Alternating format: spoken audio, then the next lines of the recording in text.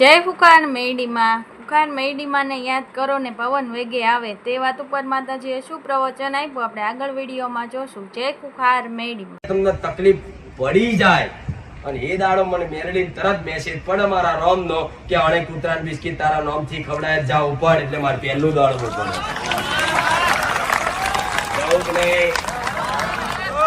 જેવું તમે દુખી થવાની તૈયારી હતા મને યાદ કરવાનું કદાચ ભૂલી ગયા, પણ મારા નોમથી 5 રૂપિયાની દાન કર્યું હશે, સેવા કરી હશે, તો મારો ભગવાન તરત કહે છે કે જા રાહ ના જોઈશ, પહેલી દોડ ને પવન વેગે હેડવું. એ મેળવી હોય 4 ઘર રહેતા હોય, 4 ઘરમાંથી કદાચ તમે હાચા છો, તમે ભોળ્યા છો, તમે બધું જતું કરવા વાળા છો, પણ તમારી માં કદાચ એવી પ્રેરણા કરતી હોય ને કે આ ઘર ખાલી કરીને બીજે માં રહેવા જવું છે, તો વિચાર ના કરતા હું સોલંકી પેઢીની મેલડી આવું છું.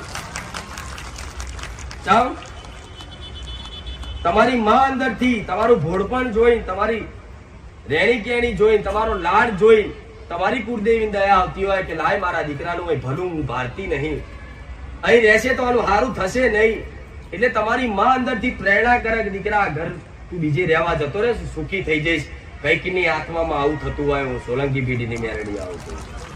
કઈક દીકરીઓને આવું થતું હોય કે આપણે આ ઘરમાં રહીએ છીએ તકલીફ થાય, તો હું નહીં કહું કે મૂકી દો છોડી દો, પણ થોડો સમય તમારો અંદરનો આત્મા એવું કહેતો હોય રોજે રોજ મારા કહેવા પર નહીં કે આ જગ્યા નહીં રહેવાય, એવું થોડી વાર 12-6 મહિના રહેવા જોઈએ, અને કદાચ 6 મહિના રહેવા જાવ ને તો પછી એવી કદાચ સુખનું અજવાળું દેખાય ને એટલે ઓટોમેટિક તમે ઘરનો મોહ ભૂલી જાઓ.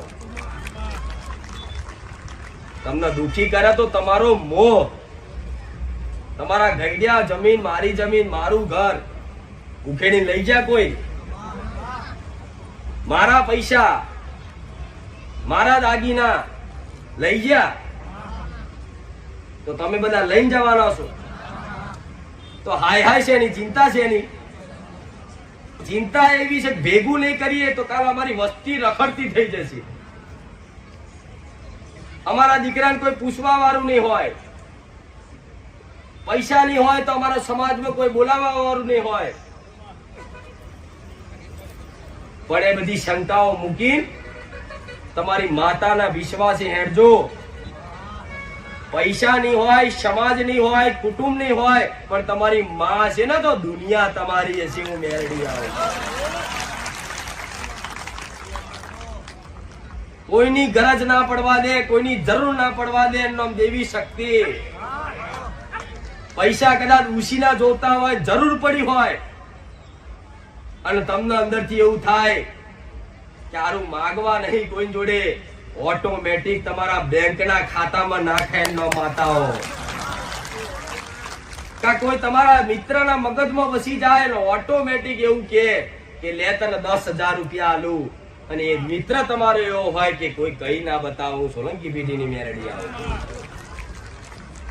આ રચના રચાવો દેવ, તમારું માન સન્માન જાળવવા અત્યારે તમે એવું થતું હોય કે હું બજારમાં કોકની જોડે માગીશ તો માં આપણી આબરૂ જશે.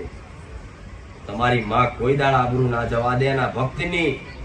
ચાહે દુનિયા રાહ જોઈને બેઠી હોય, ચારે પડે, ચારે પડી જાય, ચારે લૂંટાઈ જાય, ચારે આનો તમાશો થાય, ચારે આની આબરૂ જાય, પણ એમના સપના એ સપના જ રે.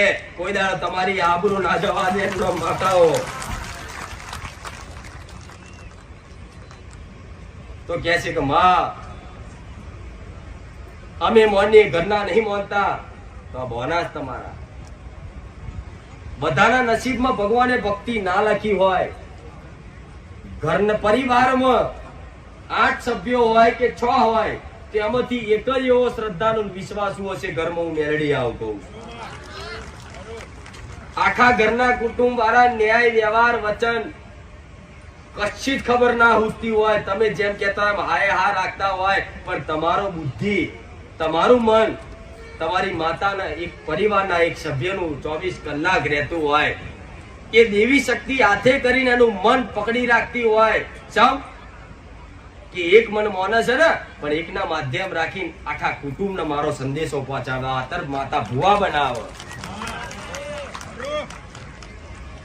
ભુવા શું કામ બનાવે? ભુવા શું કામ જરૂરી છે? આ તો ભુવાની વેલ્યુ નહીં રહી. ખાલી ધતિંગ સમજે લોકો. નકર પેલા પેઢીને જે પેઢીમાં કદાચ ભુવા ના હોય ને એ પેઢીમાં દીકરી નતા આવતા. હું મેરડી આવતો જમાનો આવો કે જો ભુવા નહીં પેઢીના, ધૂણવા વાળા નહીં, તો માતા ચો હશે અમને ખબર નહીં હોય. અને આ તો ધૂણવા વાળા છે તો કે મારી દીકરી ના લો, આ તો ધૂણ છે.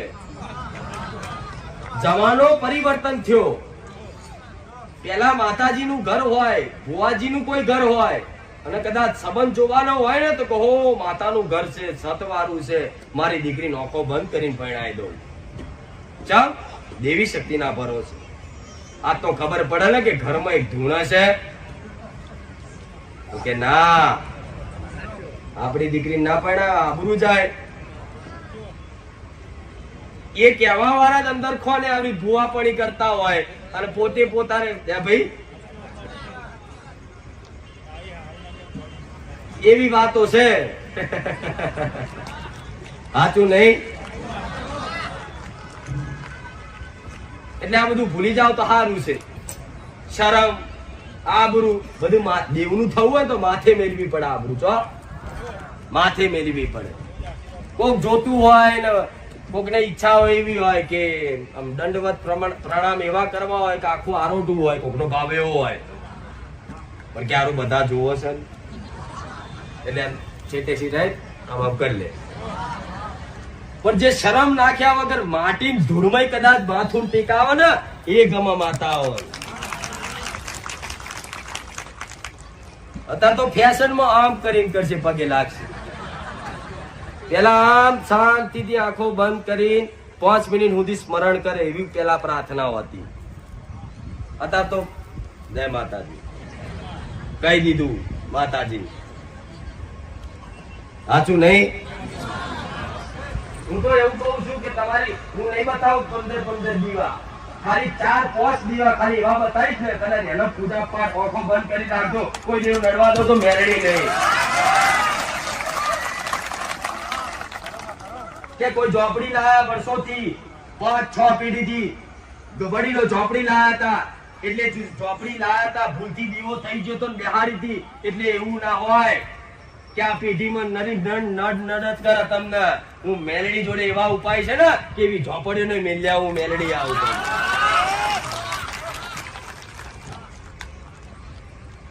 બધી માતાઓ એમ કહેતી હશે કે તમારા વડીલો ચીટલી માતા લાયા 84 ખાતા ફલાણી ઢેકણી. હું મેલડી એવું કહું છું, જો મારા વિશ્વાસે કદાચ વિશ્વાસ બંધાયો હોય ને તો તમારા વડીલો કદાચ ગલતીથી સ્વાર્થ લોભ લાલચ થી લાયા છે ને તો એ દેવના વ્યવહાર બતાવીને એનું સમાધાન બતાવીશું. મેલડી આવું છું. જેટલા પૂજવા લાયક હશે એટલા જ પૂજવાના થશે. બીજા બધાને એમના ભગવાનનો રસ્તો ના બતાવી દો. સોલંકી પેઢીની મેલડી લે પરણે પૂજવાની માતાઓ. પરણે પૂજાય. કોઈ માતા એવું કે તું મને પૂજા જ કે તે માતા થોડી રાક્ષસ કહેવાય. તેવા રાક્ષસો પૂજવાના ના હોય, એને મૂક્યા હોય. કોઈ દેવ કે